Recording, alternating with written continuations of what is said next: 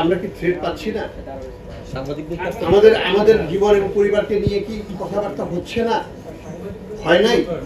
দিদারের উপর অ্যাটাক হয় নাই, তার পরিবারের উপর হুমকি হচ্ছে না। আমার পরিবারের কোথায় হবে কেউ কিছু করতে হবে না, সব জায়গাতেই একটু সতর্ক থাকতে হবে। এটা এটা এটা স্বাভাবিক সময় নাই, এবং স্বাভাবিক সময়েও কিন্তু এগুলো থাকে, স্বাভাবিক সময়েও সব দেশে এটা আছে।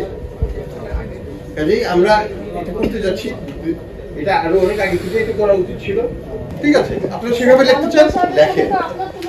তা আমি মনে করি না যেটা আপনাদের উদ্দেশ্যে করা হয়েছে, এটা করা হয়েছে সাধারণ নিরাপত্তাকে বর্ধিত করা। আপনাদের কিন্তু কেউ বলে না যে আপনারা আসবেন না।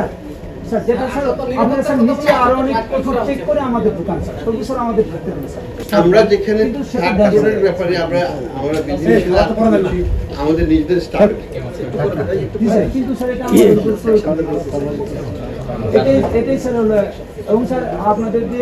আচ্ছা আজকের আলোচনা মনে হয় না বেশি দূর আগাবে।